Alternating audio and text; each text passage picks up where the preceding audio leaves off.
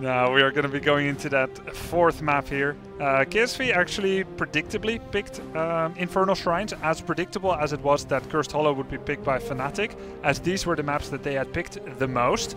The first map was Battlefield of Eternity, and one map that both teams have picked as well in the group stage has been Tomb of the Spider Queen. Both teams have looked at that.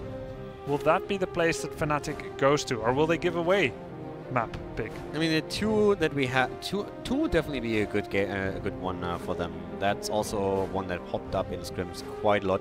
A lot of teams actually are looking at improving their own performance on Tomb, especially the double turn-in that you aim for at the beginning. Another map that we haven't seen yet is Towers. Towers of Doom is also always a good choice, but as you said, there is a chance that Fnatic simply says, hey, you take the map choice here.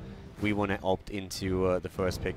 And to be honest, as farther you go into a best of 5, the more you're in the know what your opponent is most likely to choose, and then you can just simply say, okay, are we fine with these maps? Because if you're already behind, eventually you will have to play it anyways. Correct, yeah. And so then you have to say, do I see value in first pick, yes or no? It really depends on the draft strategy. Brax's holdout was still available, but it is going to be Dragon Shire, the only remaining one that we hadn't mentioned, and in comes Dragon Shire. It's the pick by KSV. Fnatic giving away that map pick, recognizing they need to win 2 in a row anyway. Yeah, exactly. So if you don't take the map now, then, or if you don't take the first pick, or if you dictate the map now, then your opponent still has the chance to force you into their map choice on the next one. You need to win both of them anyways, so you might as well take a battle here. Fnatic playing into Dragon Shire. Global's a little bit more important here. So far we have seen Fnatic with very consistent bans on Abathur and Tassadar. Question of course still remains, are they going to do the same? And KSV are now in a spot where they actually have to think, okay, what do we ban here? Fnatic has first pick. Do we ban Lucio again? Which has become a very important ban for them. But normally they would ban out ETC because they don't want to give ETC over to Breeze. Difficult choice for KSV. First of all, Fnatic needs to consider as well, and Fnatic has been banning away Abathur, like you said. And in the KSV Ballistic series, KSV actually used Abathur Illidan to pressure top lane, nearly take down a keep, even before any other forts were taken out. So we see the predictable bans by both teams. Now let's start the picking process. Yes, you're just not getting ETC if you're Breeze. That's just not happening. And KSV at that moment just all smiles. So Abathur banned out. We already highlighted that a bit. I'm actually curious to see what Fnatic is going to do. That opening with Lucio was quite strong. Oftentimes they opt into Greymane instead because he offers them not only a lot of wave player but also still that potential to go into a one-shot combo, which is super important depending on how they play it. Right now, on the other hand, we're having that early Dehaka, which is very often the first pick for Dragon Shire in particular. And the few teams that have actually disregarded Abathur as such a high pick had a very, very tough game facing into the global. So Fnatic going back to their core strengths. This is a bit of a potential threat from KSV to do a Tassadar Illidan pairing or Tassadar Tracer. If that's something they would like to do, they have that double pick. Illidan has a good matchup into Dehaka, whereas Tracer and Tassadar, or even Vala and Tassadar, are fairly strong in that 3-man rotation in the middle and bottom. Yeah, if you want to play a Tassadar composition on the side of KSV, you have to pick it now. Fnatic has consistently banned out Tassadar on the second spot, now that they are aiming for an Abathur ban on the first rotation, so you would have to commit to it at this point. Lucio, on the other hand, we expected that to be a potential choice on the side of Fnatic. In this case, KSV simply picks him up after Fnatic said, nope, Global is going to be stronger for us, we need that, and we have KSV with Genji. So no counter play against Genji in the form of Sound Barrier, not the direct counter to it, and with Lucio, very quick rotations on the map, making it already an aggressive opening by KSV. Yeah, what's more, Rhaegar, the usual other best support, alongside with Lucio in the current meta, now slightly weakened but still very strong, is not... his major weakness is dive. Genji, now with Lucio, can still be compared with Arthas and or Tyrael. There can be a lot of dive, and Rhaegar has trouble protecting himself. And when you already have Dehaka, that means there would only be one single hyper carry available, not specifically the style Fnatic prefers the most. So Fnatic now needs to consider, do we have a way to deal with Genji, which isn't Lucio, with that sound barrier? Uther is an option, but do you want to run solo support Uther, and do you want to run it that early? It's a pretty difficult situation for Fnatic now. Yeah, there's a couple of options of what they could play with when it comes to the support role. I would say that there's a good chance that we're going to see KSV in that game on one of the sides, if not banned out. Murden and Li Ming as the opener, though, immediately showing the front line of Fnatic. And Li Ming, a hero that not only Fnatic has both Quacknix and Mene can play Li Ming. It really depends on the setup they're running. And they have shown fantastic performance. About Mene, we don't really have to talk about him. Quacknix mostly shining with his mage play at BlizzCon, where, funny as it is, especially his own team members were surprised how well he was playing the hero and were saying like, because at some point I was saying, okay, do you really, what do you think about Quacknix on Li Ming? And Smexy just started laughing. He's like, have you seen his Li Ming in our scrims? Like, he hits everything. It's actually insane. So they are very happy that they have that luxury problem where they have two players that can actually excel on Li Ming. But also they pick Li Ming away from KSV, since KSV is a team that loves to play the double reset heroes. Genji and Li Ming is a pairing where they just home in on a kill and then they carry the rest of the team fight. So makes a lot of sense, removing that double reset. Cassia ban here is interesting. Fnatic used Cassia to beat one map against Dignitas. And it has been one of Quacknix's hero choices sometimes. The Cassia ban also signifies that KSV might be wanting to bring out one of the following three. Tracer, well, one of the following four. Tracer, Greymane, Tracer, Greymane, Illidan and Tassadar. They are fairly well countered by Cassia. Don't forget Karazim. He also adds to it. So if you want to play double support for KSV, and we have seen with Genji very aggressive pairings where Karazim jumps in, he also benefits from there not being any blinds around. You deal with many of those auto attackers additionally by removing Tassadar, tried and true by Fnatic, continuing to go with the same pattern. Awfully predictable, maybe, but bans for good reasons. Yeah, definitely. I mean, for Fnatic, there's a reason why they have committed to those two bans for such a long time, because they counter a lot of their strategies and possible combos. And KSV, also the same is true. They banned out ETC nearly every single time Fnatic was threatening the first pick, because they know if they don't ban ETC out, Fnatic is going to pick that up immediately, hand it over to Breeze, and they're going to have a much safer game as well. Because it's not only the kill pressure that Breeze brings to the table on the hero, it's the safety that he provides to his range carries. So at this point, Cassia being removed, Greymane is being picked up, and we have Tyrael. Shoot and try combo. Every time we see Greymane, Tyrael immediately becomes a massive option, and we've seen especially this pair several times now, during this series in particular. Now KSV has hypermobility and dive. And Fnatic needs to deal with that. They still have two slots. One can be a support, but like I said, Rhaegar a little bit weaker to such dive, as he cannot Ancestral Healing himself. Uther has a better shot there. Not as good mana sustain in a lane-heavy map like Dragonshire. But there's one thing that KSV is lacking, and that is stuns. They have not a lot of CCs available currently. So Stukov could be good. You cannot stun him out of the Lurking Arm. The Lurking Arm can disable the usage of Tyrael's abilities, like Sanctification when he tries to Aldruins in. Checking in. Oh, okay, now we're talking. Wow. Here comes Karazim, as mentioned before, and with a lack of stuns, Karazim is actually a fantastic option, because he can go fairly deep when he has enough charges on his dash so that he can easily move out again. And we have a combo with Li Ming and Ana, so we talked about that combo during the first game when it was run by KSV Black. Now we have on the other side Fnatic playing that setup. And that also immediately leads to the roles, how they are playing them. We're going to see Quacknix on Li Ming. We're going to have Mene on Ana, actually. That's so funny. You have no idea how much he loves that hero. It's actually insane. I mean, it suits him. Mene, he's a very safe player, excellent positioning. He knows how to keep himself safe on Gul'dan. He can know how he can keep himself safe on Ana. He calls himself the American sniper whenever he plays Ana. I can't make his sound effect, but it's like he's just like that's it. Like I'm just gonna hit. I can't make the French accent, but he's talking always about how he actually gets his piercing dart stacks together. He's like every single time. It's just like I'm sniping them. So he's like his commentary when they're playing is very, very funny. Every single time someone dodges that particular skill shot, he's like, they're like ninjas, they're Jedis. How do you know? Now, there are ninjas on the side of KSV. Yeah, they are, literally. Not only do we have Genji, the real ninja, but everyone has a form of mobility. Like you said, it's a very cool, very polarizing draft by KSV. No stuns, no roots, but massive damage and mobility. Exactly. So KSV can move in like the tides and move out again. And Fnatic, what they have is stuns, lockdown, they've got the Li Ming Ana synergy, double support. They're very survivable. They have a decent amount of mobility, at least on Karazim, Li Ming, Murden, Dahaka, maybe not Ana.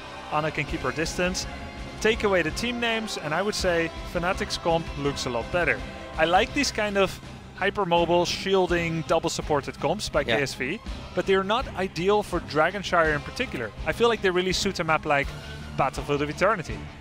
What I really love about the comp that they have is that Karazim has so much freedom right now. If you have a lot of stuns on the other side, Karazim needs to be way more passive in the way that he approaches the team fight, but Smexy can really have a huge impact with this, and this is something that I'm looking out for. The one thing that you pointed out with the map not maybe being perfectly suited to this, it becomes a rotation game once again. Because we have with Genji a tool that can traverse lanes quite easily. It was something that Fnatic used to their own advantage in previous games.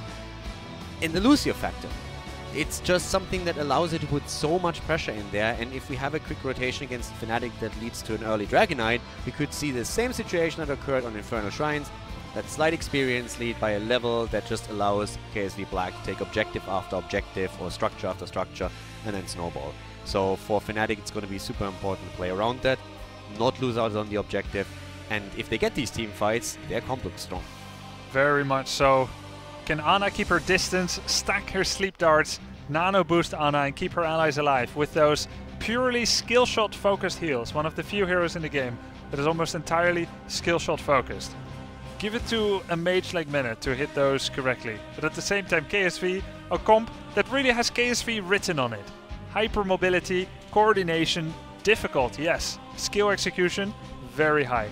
And if they can rotate alongside with Lucio and Tyrael, they can have a very heavy impact. Trying to catch Fnatic in a 5 versus 4 situation. It's 2-1 for KSV in this best of 5. They are both top 6 guaranteed. The winner of this series is top 4 guaranteed and meets the winner of Dignitas versus Ballistics later today. And also an interesting hero to watch out for is Dahaka. The global advantage for Fnatic, and let's not forget that isolation in particular can be such an important tool if we head into these team fights. Again, the details. Don't mind me, just fishing on Shire. It's always the details. I was the fisherman, by the way. Okay, fair enough.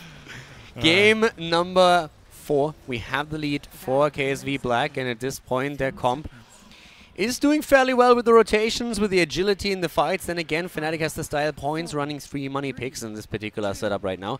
And yeah, Mena on Ana. That's going to be one of the most important things to watch out for. Also, by the way, we talked about mobility. Agile dismount again for Genji, not going into the full E-build here. It's going to be reset. And goodbye. So Mena just confirmed his stack on the Sleeping Dart, and with a very aggressive move, we have Fnatic moving in. How fast was that kill? Yeah, that was pretty darn fast. I think it was about 15 seconds. Still slower than the Falstad death, because he used the global. Yeah, you can't beat Fnatic Quacknick's dying in 7 seconds, but that was still pretty quick. Pretty crazy there. But this is exactly the thing. If you stack the CCs and then the damage, especially if you allow Li Ming to get an immense amount of damage onto an immobile target, that's exactly what you're looking for. So Fnatic showing that their comp can be strong, but of course the early kill is not gonna matter too much in the long run. I still remember Mene at Gold Club World Championship last year when he was playing for Dignitas 2016, pretty much exactly a year ago. He used Falstad, he flew into the lane, used Gathering Storm, threw it out, got 2 hits, said GG. Like, we win. I got my stacks. That sounds very much like him. Very like, many. It's already over. I get so many stacks in this game, it's already done. Let's see if he feels like that now with that Ana stack. Rich taking a lot of pressure here. Yeah, a lot of pressure. And Breeze is trying to really go for the kill again. Mena, but Benny in the back trying to get the hit, but he's most likely going to fall here. 4 heroes commit to taking him out. That allows a little bit more leeway for the double setup at the bot lane for Fnatic, as we are seeing them claim now 1 of the 2 shrines, but still. It was a good attempt by Fnatic to get kill at the top, but KSV just with a good rotation, making short work of that. Yeah, that gives a small experience lead to KSV. Not too big really, some minions haven't been cleared yet, but still, a lead all the same. That means level 4 earlier gives another opportunity for a small power play if KSV plays it right. Interesting laning situation by KSV, running 3 members at the top, putting heavy pressure on the towers, peeling away the layers of defense for Bad Bunny here. Yeah, and the Chinese casters and the Chinese community apparently also switched their perception of Fnatic away from them being a boy band, but it's more so Mene as the dad of the family now supporting his 4 kids. That's at least what they told me. And in this case, he's already playing the babysitter at the bot lane for Quacknix, with Anna the entire time just making sure that there's a setup with a sleeping dart and also, of course, those continuous heals. But again, KSV has the pressure in the early game with quick rotations. They took both of the shrines and are threatening the first Dragonite now, so Fnatic has to react to that. Yeah, it's actually an insanely big deal that KSV were able to get not just 2 towers, but the fountain as well. This makes the top lane such an uninhabitable place for Fnatic. Not being able to use that healing fountain, harder to access that top shrine, and also KSV's mobility and the threat of Genji ganking someone who would be insolent enough to take the top shrine puts a heavy pressure on Fnatic to control the bottom shrine, as they are very unlikely to be able to control the top shrine anymore. Yeah, top is definitely a very uncomfortable lane right now, and it's a losing lane for sure. There's heavy pressure. There's an attempt to go for Rich, and Quacknix is actually moving in with a combo attempt. Does not hit, but Mene again hits the sleeping dart. And that's the Storm Ball. Here comes Bad Benny, and the kill against Rich. It's exactly these setups that Mene just enables them to pull off, and in this case, they could even get that double kill against Sake if Breeze is able to stun him out. And Sake trying to do a bruiser camp on the side of Fnatic. Don't mind me, just passing through, boys, and yeah. He made it about as easy as possible. I mean, it looked good until he ran into 4 towers. Yeah, and a fort slowing him down. One of the funniest deaths I've seen in the tournament so far, I think. You know, Zelia escaped in a situation like this. Yeah, he did. On Cursed Hollow, bottom left, I remember. Does that mean that Zelia is better than Sake? Different map, you know. Maybe Lucio is better at making silly escapes on Cursed Hollow. That sounded like Twitch logic from my end. Yeah. So I know you're selling it super hard there. Oh yeah, totally. No, but I mean, still, it's a really important double kill for Fnatic because they take a bit of pressure away for a few moments, and they are also able to close the experience gap a bit. But as we highlighted before, the top lane is just a loss, and a massive one at that, because the fountain was taken out early, there's constant pressure with the quick rotations, and that camp that was taken by KSV just makes all of this happen. Now on the other hand, again a kill. And a sleep darts. And that's exactly what we've been mentioning. He's always there, he gets the sleep darts, and the problem is, once you disable the target, everybody has an easy time homing in on it. Leeming gets the combo off, Muradin gets the stun confirmed. The question is just what happens afterwards. And he gets another one and another kill. Every sleep dart leading to a takedown. Mene just doing the job of a warrior here, doing all the initiations for his team. But let's also hand it to his teammates. When that sleep dart comes out, no one accidentally interrupts and wakes up that target. Drag tongue on Rhaegar. Yeah, Mene, once again, he's waiting for it, but this time Kyoja is actually dodging. That would have been asking a little bit too much. Yeah. Max range, sleep dart, when Rhaegar already sees you coming, that would have been definitely a bit of a death sentence. Fnatic, on the other hand, is now closing the experience gap again, but let's not mince words here. Fnatic might have 5 kills against 1, but if you look at experience, it's KSV that is still slightly ahead or even, so it looks cool and flashy for Fnatic to get these kills, but KSV, this is the team that currently still controls the map. But it's what Fnatic type of draft needs in order to stay even with the type of draft that KSV has. Yeah, for sure. And they are getting the interrupts again, but they are forcing Smexy in a bit of an awkward spot. He still had the dashes, though, to escape here. And that allowed Fnatic to reclaim one of the shrines at the top. Bad Benny is a bit low and needs to be careful, because as we said before, it's not only the fountain that is down, it's the entire fort that's gone. And he just used Brush Stalker about 40 seconds ago to go mid. He wouldn't have it available yet. It's on a 1-minute cooldown normally. So he needs to be careful. Not able to have that much essence, no healing fountain. Fnatic sharking around. They have no business being here, really. They don't have level 10 yet, but they just want to slow that down so that by the time the lanes meet, Fnatic will be level 10. Yeah, and they also wanted to threaten them here a little bit, but as you already said earlier, with Dehaka not having his cooldown ready for the global, they could never really threaten this, especially since 10 was still missing. But now we are all of a sudden hitting the part of the game where Mene can not only set up kills and heal, but he can also make sure that with Nano Boost, Li Ming just becomes a beast. And that spell power increase and also the cooldown reduction more so even, that really allows then Quacknix to make the play here. And that is something where they have to try and force the fights now. I'm gonna definitely revise what I said about KSV's draft. It's actually really suitable on Dragon Shire, it looks like. Nice drag tongue, he needs that to pressure back Genji. Of course it is. Oh, isolation! That could be a kill on Genji! Oh, Bad Benny! Feeding Frenzy, cooldown reduction on the drag tongue. 2 seconds every time he gets an auto attack with the isolation. Getting the solo kill on Genji from a 15% HP Dahaka against the full HP Genji. Pretty sick plays there. Yeah, Bad Benny absolutely excelling that at the top lane. That was fantastic. Natural moving in to reclaim the shrine leaves a bit of a bad aftertaste. It looked like...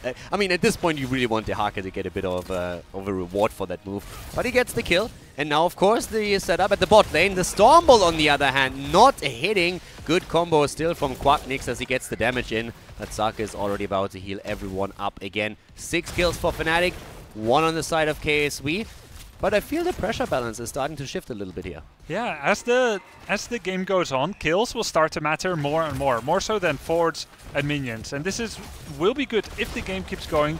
It will be good for Fnatic, whereas KSV needs to try and leverage their early game advantage, that top freedom that they have, to try and have an advantageous fight. Yeah, the problem is, first of all, globals are going to become more important, as you said, but also the team fights are going to become more and more frequent. So deaths are going to be big since the death timers are increasing, and we should see a few more of those even, because team fight potential is now where we're going to have more and more rotations as 4 or 5. I think this is a great choice by KSV. Getting the Bruiser camp plays to their strengths. It will create a problem that Fnatic will have to deal with 30 seconds from now. And they cannot afford to send just one member, because Greymane, Lucio, Rhaegar, Genji, anyone can really gank that Dahaka. So Fnatic continues to, let's say, concentrate more and more in one part of the map. They do not dare to contest top lane, but there is a problem there. So Fnatic is trying to set traps somewhere else. KSV very smartly hiding behind the gates. Also, Divine Palm has been chosen by Karazim. We've seen a lot of 7-sided strike, but here it's more important for them to keep Ana alive if she gets jumped, and that's exactly what already happens here. Sound Barrier Sanctification, here comes the Palm. Perfect timing to show that. And Reset just doesn't get the value out of the Dragon Blade that they were hoping for. We had the Nano boost on Ana immediately, but the teams move away, or on Li Ming by Ana, but both teams move away without a single kill here, and just a lot of cooldowns exchanged. Yeah, I say it time and time again, any time you can take a fight where you get ahead, whether you win or lose, is the kind of fight you need to take. KSV did so. They did all that during Bruiser Camp push on top gate. So it was a smart choice either way. Now KSV just needs to wait till they get their heroics back. 70-second cooldown. KSV definitely a more heroic reliant team. Their heroic cooldowns are longer and they're more necessary in order to have effective fights than for Fnatic. Yeah, they made the trade for Fnatic actually pretty decent here, especially since Sanctification was used as well. Quacknix here once again gets healed by Mena. He needs to be careful with this position. Tist, on the other hand, dropping down to half HP. Earlier, Karazim had to give up the top shrine simply because he couldn't trade into Genji. So we have still very aggressive rotations by both teams, and especially KSV is using Genji to its fullest potential here with their quick moves to the top lane. Slightly inexperienced as well, as both the teams are looking for an opportunity again. Bad Benny also waiting for a drag. Didn't hit the drag. Bad Benny taking a lot of damage.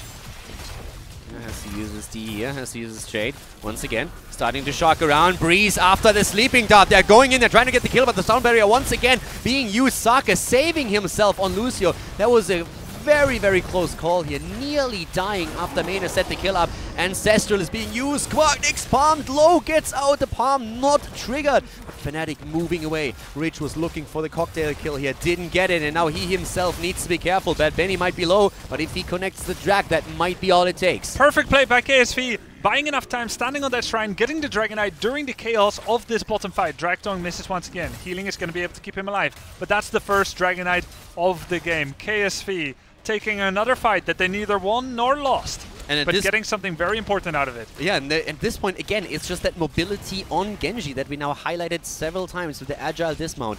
He can easily get into the mid lane and then get the channel. Great fight here. No kills, but KSV with the better ends. Down here on the other hand, they go in and they take down Rich. Greymane is down, but still KSV with the lead. Here comes the isolation. They're trying to go for Sake. Going straight also for the wave of force, but they come. Oh! Quacknix! Nano boosted Arcane Orb, just about enough. Maximum range means maximum damage. That's an 8 versus 1 takedown record. Nonetheless, a full level down, as Fortification and experience gain has been weaker.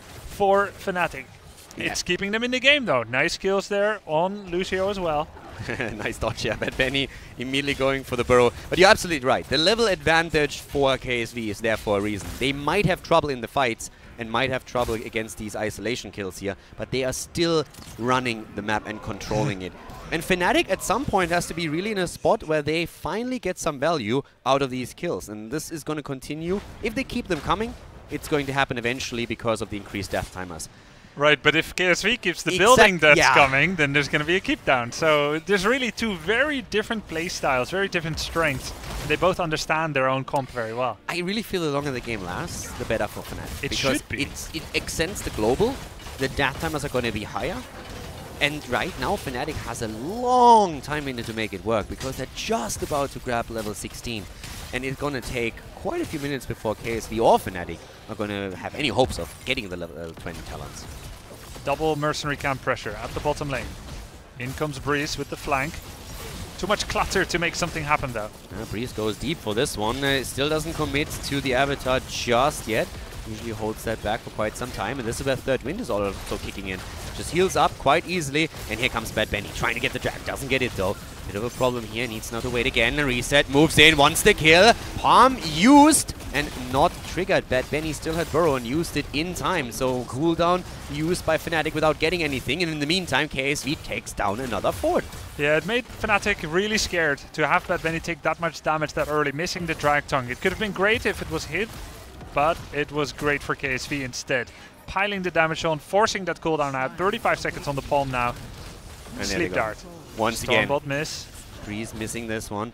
Bad Benny goes in, still looking for potential drag here. Now Fnatic is going to try and be aggressive with this. We see this the entire time. The problem is KSV has strong pressure against structures, and that structure damage translates into experience eventually.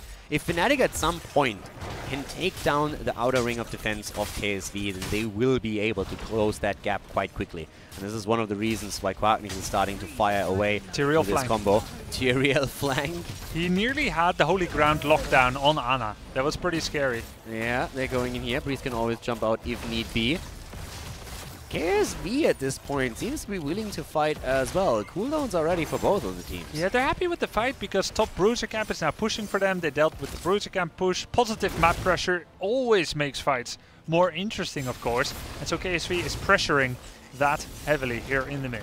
Yeah, we still have Dehaka on the other side though, but Fnatic is forced to the bot lane. They need to recapture that shrine because Lucio is on the way up to the top. Breeze missing another Stormbolt here. They're trying to get the setup for a kill. They know they need to be aggressive right now because the more they allow KSV to take the map, especially against the global, the more pressure there is on a second Dragonite, and they need to get the interrupt here. Smexy is giving it up, not willing to move in. He knows that there's trouble brewing, and he moves out. They give up the Dragonite as Breeze was a bit too late on the bottom shrine to capture it. I feel like Smexy could have risked it, to be honest. There was the Haka at the top there as well. He could have jumped a waypoint right after getting the interrupt, but he decided to play it safe. And this means that KSV gets another Dragonite. Something like this, when it is telegraphed for that long, basically just means that someone made the call and said, like, yeah, let's just give it over. Yeah. But I feel they could have avoided that. A quicker rotation to the bot lane should have shut that down as they see Lucio move to the top. Isolation misses. Stormbolt hits. Not enough to take down that person. Dragonite, half-life. Nano Boost was used previously on Liming, but she was kicked away to reduce damage on the Dragonite. Keep will be defended by Fnatic for now, it looks like. Fnatic have a problem to actually get their setup here. And they're going in again. This time the sanctification! So good! And the sound barrier as well. Tist with a place here, keeping his teammate alive. Reset with a Dragon Blade. Fnatic moves in. They want the fight. They know 20 is about to hit for KSV, and at this point they know they need to do something. Bad Benny with a burrow, trying to keep himself alive. Here's the palm, not getting triggered, but KSV is still able to move safely away. Stormbolt hitting, combo coming out. Saka low, Ancestral saves Rich for now. Genji moves out as Reset starts away. Bad Benny with the burrow on Genji. Oh, and he does not connect the palm, but he still gets the kill. Auto attack to death, together with the Dark Swarm, the 10% minus armor from the level 13 talent as well. It was enough. Genji already used Agile Dismount. He already used Swift Strike. This was very key for Fnatic. They're in full panic mode against level 20, a keep down against 6 forts. This game is just so insane because you look at the kill score and KSV got a single kill in this game. 1! But they're dominating. They're taking the bot lane. They're 2 levels ahead right now. It's unbelievable how well they play this. They just play the objective the entire time and they do it nearly perfectly. Once again, Fnatic wants the kill zone. Genji is down, so they know they need to fight. 20 or no 20, it doesn't matter anymore. You need to make something happen while you have the advantage in numbers. The drag connects. Is this the kill they've been waiting for?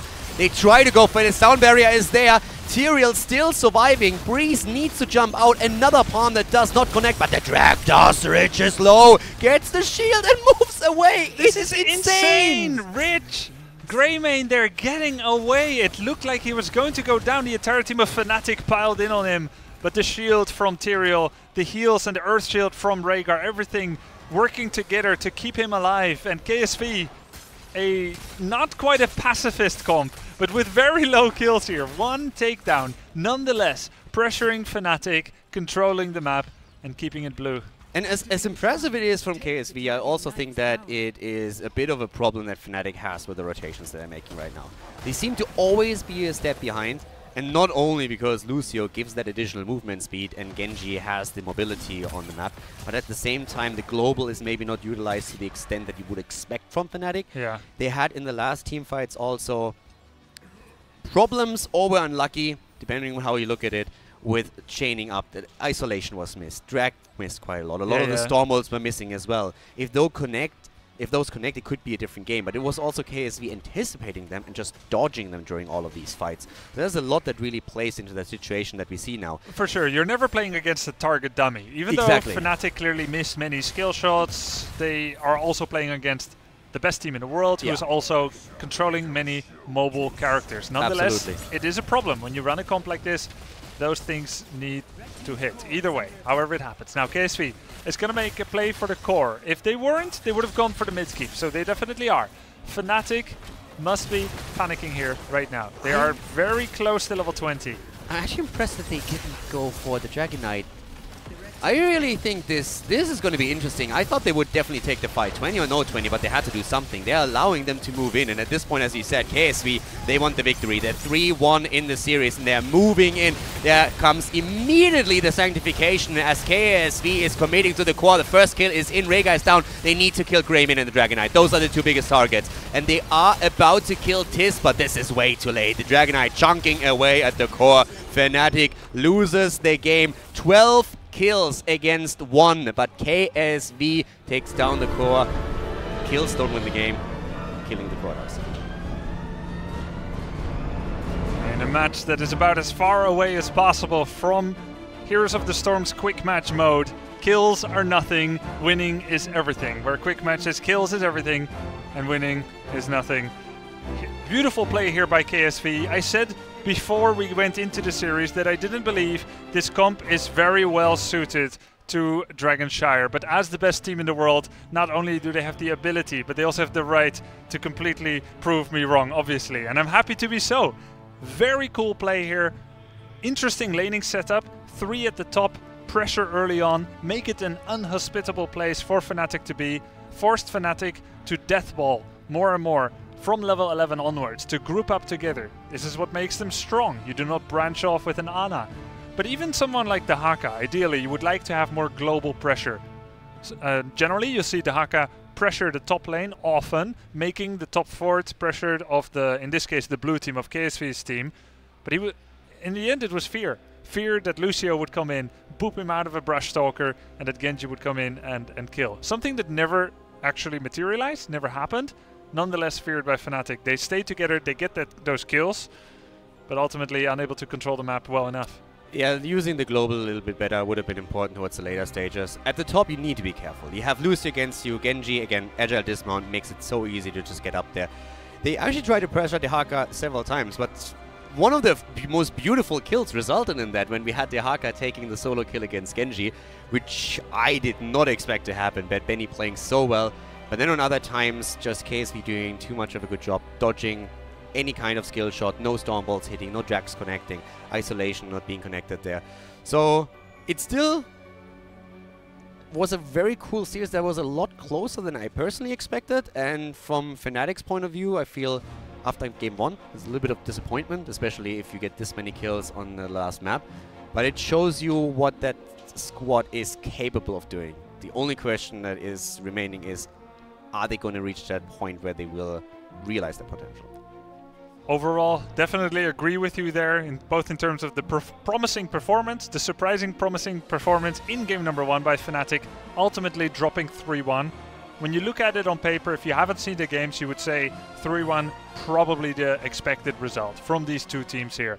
So definitely not an underperformance by either team in particular. Here we see that very strange lopsided kill to structure situation here that KSV was managing to leverage into a very convincing and resounding victory here. Defense was the name of the game for KSV. Defense and mobility. Just absolutely amazing how KSV played this. I mean, it takes a lot to lose this many heroes throughout the game, but still not even lose a single fort. And that just shows control of the map, understanding of your rotations, and really also understanding when to pressure. That was, I mean, that was incredibly well done. From a strategic point of view, that was absolutely perfect. And now we have a situation where